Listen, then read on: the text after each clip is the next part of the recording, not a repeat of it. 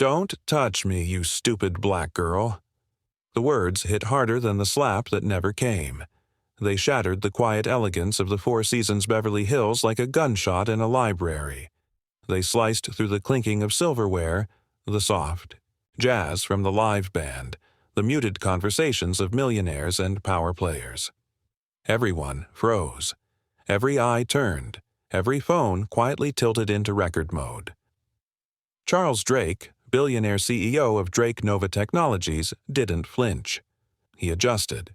His cufflinks annoyed that his tailored jacket now bore a few drops of spilled Bordeaux. Naomi Ellis stood motionless, a folded cloth still in her hand, a bottle of water in the other. She didn't speak. She didn't cry. She didn't apologize. She didn't need to. What Charles Drake didn't know, what he couldn't possibly have known, was that Naomi wasn't just any waitress working a high-stakes investor dinner. She was Elliot Strauss's daughter, adopted at 7, graduated top of her class. Former track athlete, now moonlighting at a luxury hotel, not because she had to, but because she chose to observe, to learn, to expose. Charles didn't just insult a black woman. He insulted the most important person in the room. And he did it with cameras rolling and the future of his $3.5 billion deal hanging by a thread. This isn't just a story about ego. It's a black story, one about power, prejudice, and the quiet strength of someone who's been overlooked too many times until tonight. Because what happens next will change everything. This isn't fiction. It's a cautionary tale wrapped in truth. And if you've ever been underestimated, belittled, or told your voice didn't matter, you'll want to stay for every word. And if you believe respect should never be optional, hit that like button so more people hear this. Because tonight, the waitress was royalty. And the man who thought he owned the table, he was about to be served the most expensive lesson of his life. Naomi Ellis was not born into comfort. She was born into resilience. At just 26 years old, she had lived through more than most people twice her age. Her mother passed away when Naomi was still in high school. Cancer, quake, roofless, the kind. That does not knock. It barges in, steals everything, and leaves nothing behind but hospital bills and silence. Her father had never been in the picture, and so the day after the funeral, Naomi became both sister and mother to a 10-year-old boy with cerebral palsy. His name was Elijah. His smile could light up a city. His needs were endless. But to Naomi, he was everything. She had once been a college track star, full scholarship, dreams of Olympics and endorsements. But reality does not care about dreams. Bills piled up, rent came due. So she walked away from the podium and into the workforce. 3 jobs, 6 days a week, 2 overnight shifts, all to keep Elijah in a good school and ensure his physical therapy. Sessions never stopped. Naomi never complained, never posted vague quotes about struggle, never asked for pity. She believed in doing the hard things quietly. The world did not need to hear her cry. It needed to see her grind. Her face was striking. Almond eyes, soft skin, a jawline that hinted at strength even when her voice was soft. People often underestimated her. She let them think she was just another black girl behind a tray. Let them think she was invisible because sometimes invisibility is armor. Her shift at the Four Seasons was not out of desperation. It was intentional. She had turned down easier jobs, quieter positions, but working the elite floor, where the world's most powerful men wined and dined behind crystal and gold, gave her something money could not, access, and, more importantly, insight. Naomi watched. She listened. She learned. She saw how power moved in silence. She saw how kindness was rare and how cruelty disguised as confidence was often applauded. But most of all, she learned that the people who are ignored the most often know the most. So when Charles Drake insulted her in front of a room full of kings, Naomi did not flinch. Because queens do not react, they remember. And then, when the moment is right, they rise. Charles Victor Drake did not believe in apologies. He believed in leverage, in dominance, in silence used like a weapon. The kind of silence that fills a room after someone makes a mistake, just long enough for them to feel the weight of your disapproval. That was his favorite kind of power. At 38, Charles had clawed his way to the top of the tech world. CEO of Drake Nova Technologies, a company that started in his college dorm and became a billion-dollar giant in less than a decade. Innovation, sure. But Charles didn't credit innovation. He credited control. He didn't build his empire by being liked. He built it by being feared. The man had a reputation. Ruthless in negotiations, unforgiving in boardrooms, the kind of leader who fired people not for failing, but for hesitating. To him, hesitation was the enemy of results and weakness. Unacceptable. Inside the walls of Drake Nova, employees whispered his name like a storm warning. Some admired him. Most feared him, but all of them obeyed him. Charles believed business was war, and in war, you don't make friends. You make casualties. His public image was curated. Sharp suits, sharper language. He gave interviews about disruption and leaning into discomfort. But what he never said on camera was what he believed in private. People are tools. Tools are only useful if they work. So, when he walked into the ballroom at the Four Seasons that night, Charles didn't see people. He saw chess confrontation begins, black story pieces. Elliot Strauss, the billionaire investor from San Francisco, was the king he needed to impress. Everyone else pawns background noise, including the wait staff, especially the wait staff. Charles never looked servers in the eye, never said thank you, never paused to consider how someone carrying a tray might one day carry a vote or a voice or something much more dangerous. He was arrogant, but not stupid. He studied power moves. He knew how to read a contract like a poker hand. But what he never learned, what he never valued, was character. And on this night, that blind spot would cost him everything. Because the girl he dismissed as background noise, she was the headline. And he was about to become the cautionary tale. No one would forget. The ballroom shimmered like a scene from a dream. White linen draped over mahogany tables, candles flickering in crystal holders, and the quiet hum of a string quartet waving through the air like silk. It wasn't just another dinner. It was the dinner. The kind of event where billion-dollar futures were whispered over appetizers, where alliances were sealed with wine and broken with a smirk. The kind of room where one wrong word could shift markets or make someone vanish from the Forbes list by morning. Tonight's guest list was a gallery of power, venture capital legends, legacy media moguls, a U.S. senator or two hiding behind designer ties. But all attention centered on just one man, Elliot Strauss. Strauss wasn't loud. He didn't need to be. At 72, the German bee-born investor was a quiet storm in a world full of thunder. His capital firm, Strauss Holdings, had backed some of the most successful and ethical ventures in the past 20 years. But what made him dangerous wasn't his money. It was his silence.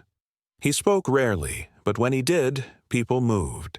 And tonight, he was considering investing $3.5 billion into a full acquisition of Drake Nova Technologies. The buzz around the room wasn't about the food. It was about whether Charles Drake would close the deal. Naomi Ellis stood just steps away from all of it. Dressed in a crisp uniform, hair tied back, posture flawless, she moved like background. Music. Present, essential, but unnoticed. She knew the rhythm of the elite, knew which glasses to refill first, which guests preferred sparkling over still, which ones made eye contact, and which ones didn't. And she knew tonight was different. She could feel the tension in the air. It clung to her skin like humidity. She had memorized every table assignment. She'd spent 2 days reviewing Strauss's dietary preferences and Charles's favorite wine, pairing. She was prepared, but she hadn't prepared for what was about to happen. Charles Drake sat at table 1, his back straight, his confidence overflowing. Elliot sat across from him, calm, unreadable. Their entourages flanked them on either side, nodding at every word.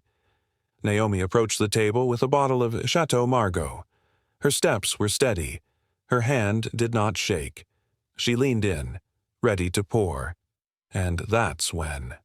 The glass tipped, and the room changed. The wine glass didn't shatter. It didn't need to. It tipped slow, deliberate, as if guided by fate. Deep red Bordeaux spilled like blood across the white tablecloth, crawling toward the cuff of Charles Drake's thousand-suit jacket. A few drops landed on his custom monogram. Naomi reacted instantly. "I'm so sorry, sir," she said softly, already reaching with a cloth napkin. It was instinct reflex, years of experience kicking in. But Charles Drake didn't see service. He saw an offense. And he didn't speak like a man addressing a mistake. He spoke like a king addressing a peasant who dared step on marble. "Don't touch me, you stupid black girl." His voice wasn't loud. It didn't need to be. The words were surgical, precise, cold, designed to cut through flesh and dignity alike. The entire table froze. Conversation stopped mid-sentence. Forks hovered, inches from mouths. The quartet in the corner let the final note hang in the air, unsure whether to continue or banish into the wallpaper. Naomi stood still, napkin in hand, eyes lowered. She had heard worse in the past. Quiet jabs, offhand comments, a joke whispered too loud when people thought she was just part of the furniture. But this was different because this time, the room had heard it too. Charles didn't apologize. He didn't even look at her.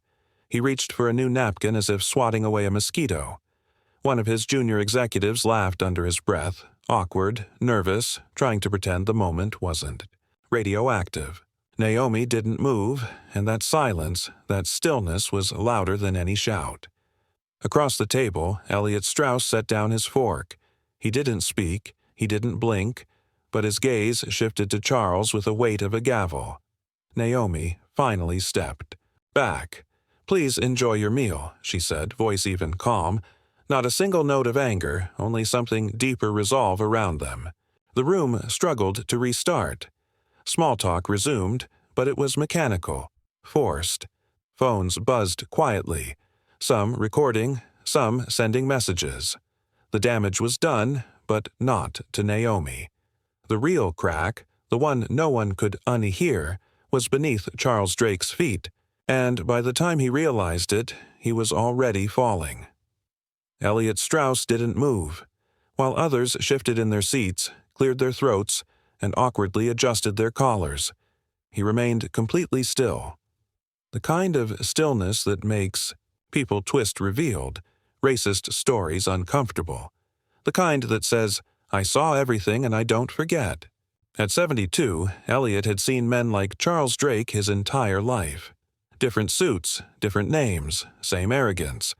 He had grown up in post-war Berlin, raised by a mother who had survived more than most would believe. She taught him the value of silence, not as weakness, but as strategy.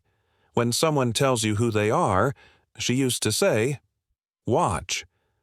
They always show their truth when they think no one important is watching. Tonight, Charles had shown his truth, and unfortunately for him, someone important was watching. Naomi had handled the moment with a grace beyond her years. Her tone had been calm, her movements measured. But Elliot had noticed the tension in her shoulders, the pause behind her eyes, the way her breath caught for just a second longer than usual. He recognized that pause. He had lived that pause. It was the pause of someone deciding whether to break or to rise, and Naomi had chosen to rise. He admired that, but more than admiration, he felt something else. Confirmation. Naomi had insisted on working this job herself. He had offered her comfort, a consulting position, a leadership role. She declined everyone. She said she wanted to understand how American business really worked, not from a boardroom, but from the basement. Now he understood why. Charles Drake had just made the most expensive mistake of his career. Elliot leaned toward his assistant and whispered in German, "It's time." The assistant nodded and stepped away from the table, phone already in hand. Elliot didn't need to raise his voice. He didn't need to stand. Power doesn't shout. It watches. And when the moment is right, it moves. Charles, still oblivious, resumed talking, laughing too loudly, trying to brush the moment under the velvet rug of high society. But Elliot wasn't brushing anything away. He was writing it down in memory, in principle, and soon in action. Because when character is tested in public, consequences should follow in public too. And Elliot Strauss had just made up his mind. The courses kept coming, but the appetite was gone. Steaks arrived on plates hot enough to steam, delicate sauces drizzled like art, glasses refilled automatically, wine flowing like it was still a celebration. But no one at table 1 was celebrating anymore. Elliot Strauss sat with his hands folded, his knife untouched, his eyes heavy with silence. Charles Drake, meanwhile, kept trying to recover the room with shallow confidence and louder than usual laughter. He leaned into his pitch, speaking fast, speaking hard. "You know what separates winners from whiners?" he asked, his voice slicing through the table like a poorly timed toast. "Winners get over distractions. They focus. They dominate." His executives nodded too quickly. The kind of nods that say, "Please just move past this." Elliot didn't nod. He just picked up his water glass, took a single sip, and set it back down without breaking eye contact. Naomi returned to the table with quiet precision. Her tray held the next course. Roasted duck, perfectly timed, perfectly plated. She served. Strauss first, then his assistants, then the other investors, Drake last. That small detail didn't go unnoticed. Charles watched the pattern, jaw tight. He made no effort to thank her. Instead, he muttered under his breath, "Still learning her. Place, I see." Naomi didn't respond. She didn't flinch. She placed the last plate on the table with the same care she'd shown all night, then turned to refill the glasses. Elliot observed her. The way she moved with poise even when the air around her felt like a storm gathering. The way she offered. A soft smile to the elderly couple at the next table. The way she picked up a crayon that had fallen to the floor and handed it gently back to a child nearby. This wasn't just service. This was grace under pressure, and Charles Drake, for all his power, couldn't recognize it. He only saw someone beneath him, someone to be corrected, dismissed, ignored. "Let's talk numbers, Mr. Strauss," Charles said suddenly, trying to pivot the moment. 3.5 billion. Full integration within 2 quarters. We'll double your ROI in under 18 months. Elliot tilted his hand. "Before we discuss numbers," he said calmly, "I prefer to observe values." A chill moved through the table because in that sentence, Elliot made it clear. This dinner wasn't about contracts anymore. It was about character. And Charles Drake had just failed the first course. It was supposed to be routine. Naomi approached the table again, this time with a water pitcher. The tension in the room had shifted. No longer sharp, but dense, heavy. The kind of atmosphere that settles over a room when people pretend nothing happened, but everyone remembers everything. She moved with practiced ease, refilling glasses with quiet precision, no wasted motion, no misplaced emotion. She had served hundreds of tables like this, dozens of men like Charles Drake, but this wasn't just another dinner. She reached the far end of the table. Charles's end. As she tilted the picture toward his glass, his hand shot out. He didn't speak. He didn't smile. He just grabbed her wrist redemption and reform. Racist story tight. Not hard enough to bruise, but hard enough to send a message. "You wait until I finish speaking," he hissed, his voice low, his breath thick with wine. "When real business is happening, you don't interrupt.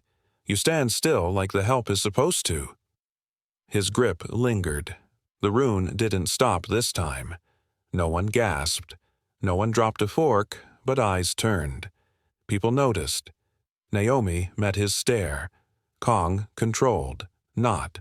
Shaken, not small. "Yes, sir," she said quietly, her tone neutral but unbreakable. "I understand completely." Then, gently, without force, she pulled her wrist from his grasp and stepped back. Charles blinked as if surprised she hadn't flinched, as if disappointed, that his intimidation didn't land. But Naomi didn't retreat. She simply moved to the next guest, her movements as smooth as ever, her dignity intact, her voice silent, but louder than anything else in the room. Elliot Strauss placed his silverware down again. Slowly, deliberately, he leaned to his assistant and said just 2 words in German. "It's time." The assistant nodded, stood, and disappeared through the side door. Charles went on talking, still trying to sell himself like nothing had shifted, but something had, and everyone had. The table knew it, because it wasn't just about spilled wine anymore. It wasn't even about the insult. It was about the repeat offense. The kind of offense that says, "This isn't a mistake. This is who I am." And now that truth was no longer whispered. It was witnessed, and consequences were no longer a matter of if. Only when Charles was still talking when Elliot Strauss rose from his seat. He didn't make a speech. Not at first. He simply stood slowly, quietly like a storm-gathering weight, before thunder. His movement alone was enough to silence the table. The room followed his lead. Conversations faded. Silverware paused midair. Even the waitstaff along the wall seemed to freeze, sensing that something irreversible was about to unfold. Elliot looked at Naomi. She met his eyes, steady, calm, unreadable. Then, with a nod that felt both like permission and acknowledgement, he turned back to the table. "Mr. Drake," Elliot said, his voice even almost gentle, "before we move forward, there is someone very important I'd like you to meet properly." Charles frowned, confused. "Of course," he said, forcing a smile. "You referring to one of your VPs, or your general counsel?" Elliot didn't answer him directly. He raised one hand instead, gesturing toward the back of the room. From the far wall, Naomi stepped forward, no tray in hand, no apron on her waist, just the quiet confidence of someone who had nothing to hide and everything to reveal. She stopped beside Elliot, not behind him. Beside him. "This," Elliot said, resting a hand gently on her shoulder, "is Naomi Ellis, my daughter." The air cracked like glass under pressure. She was adopted when she was 7. She chose to keep her birth name, but make no mistake, she is my daughter, and I am every bit her father. Charles blinked once. Then again his lips parted. But no, words came. "Naomi has been working here," Elliot continued. "Not because she needed the income, but because she wanted to understand firsthand how people in power treat those they think are beneath them." Elliot turned slightly, facing the rest of the room. "Now tonight, you all witnessed exactly that." He didn't raise his voice. He didn't need to. A quiet murmur rippled through the guests. Phones tilted higher, eyes widened. The silence was thick with realization. Naomi stood tall, her chin lifted. Not triumphant, just truthful, just seen. Elliot looked at Charles one last time. "The girl you called stupid is the woman I raised to be wiser than most CEOs I've ever met. And in that moment, the deal wasn't just in jeopardy. It was already dead. The sound of a chair scraping back shouldn't feel like an earthquake. But tonight, it did." Elliot Strauss returned to his seat without another word. The room was still. Charles Drake remained frozen, his forced smile now cracked. His confidence drained from his face like color from a dying light. Then it started. One guest pushed back their chair and stood up. Then another and another. A ripple of movement spread across the room. Quiet but undeniable. 1 year later. Touching stories. Phones vibrated. Notifications lit up screens. Some. Guests began checking their investment apps. Others simply walked out. The Strauss acquisition was unofficially dead, but publicly understood. And Charles Drake was still standing there, not realizing his empire had just lost its foundation. Elliot's assistant returned, whispering something into his ear. He nodded once. That was all it took. Less than 15 minutes later, headlines began hitting financial news outlets. Strauss pulls out of Drake Nova deal after public incident. Billion-dollar tech CEO faces backlash over racist comment. Investor's daughter called stupid by Drake. Deal terminated on the spot. By the time dessert was served, though no one touched it, Drake Nova stock had already begun to plummet. 17% down in less than an hour. Then 22 panic calls flooded Charles's phone. Board members, legal advisors, PR reps, investors demanding statements, demanding explanations, demanding someone else in charge. But there was no spin big enough to bury what the world had just seen and what had just gone viral. The moment was now a trending video. Shared, clipped, reposted, memes followed. Headlines intensified. Screenshots spread like fire in dry brush. Within hours, sponsors were pulling contracts. Strategic partners were issuing statements of deep concern. Talent at Drake Nova began resigning in waves. The company Charles built was unraveling. Not from poor strategy, not from bad tech, but from the rot at its core finally being dragged into the light. Arrogance had a price. And tonight, it was $3.5 billion plus the collapse of everything Charles thought he controlled. At 11:47 p.m., the board voted to suspend him. At 12:14 a.m., his access to company servers was revoked. By sunrise, Drake Nova wasn't a powerhouse anymore. It was a headline in the business section under a single word: full out. The sun hadn't even cleared the skyline when Naomi Ellis stepped into the Strauss Holdings headquarters. No longer in uniform, no tray in hand, no badge that read service staff.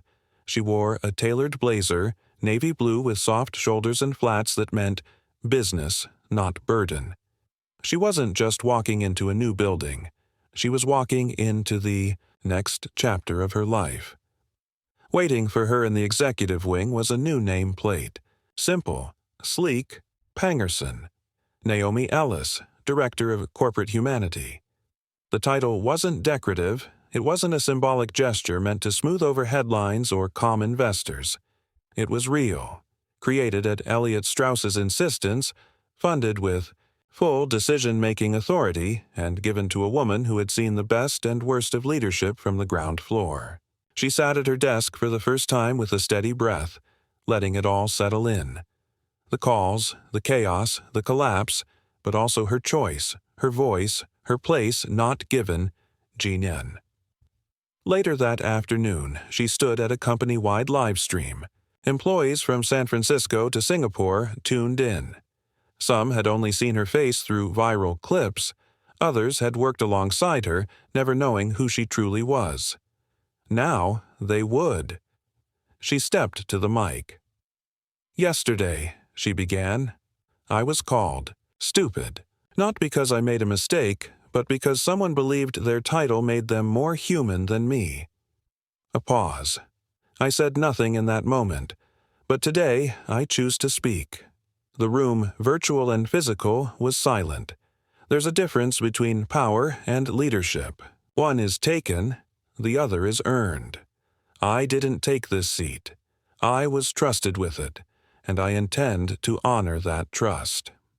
Her voice remained calm. No anger, no revenge, just truth. I believe in companies where people are valued not just for what they produce, but for who they are. I believe every role deserves dignity, every title deserves accountability, and every voice, especially the quiet ones, deserves to be heard. Applause filled the room, not closing thoughts. Heartwarming stories polite, not corporate, real. Because in Naomi they didn't just see a new leader, they saw a mirror and finally a future. What happened that night in the ballroom wasn't just about one CEO and one waitress. It was about all of us. It was about how we treat people when we think no one's watching, how easy it is to value resumes over respect, titles over truth, and power over people. But here's the thing, someone is always watching, and not just with a camera. Sometimes it's a child at the next table. Sometimes it's a colleague at the edge of the room. Sometimes it's the very person you think has no voice, no name, no consequence. That night, Charles Drake didn't lose a deal because of numbers or strategy. He lost it because he failed the simplest test of character, treating another human being with basic dignity. We all face that test every day.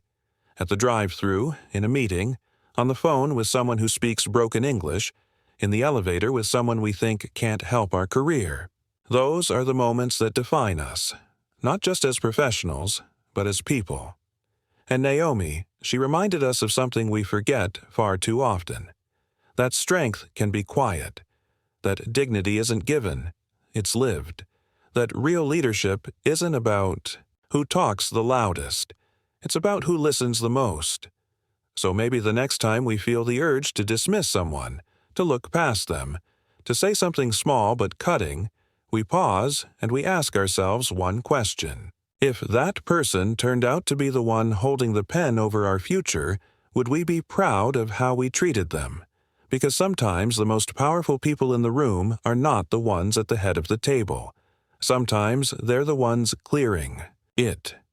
And if you believe that too, if you believe dignity should never be optional and that every person has value, then share this story. Let someone else hear it. Let them remember that being decent isn't extra credit. It's the baseline. Because, in the end, how we treat people is the real legacy we leave behind. And it starts with you and me right now.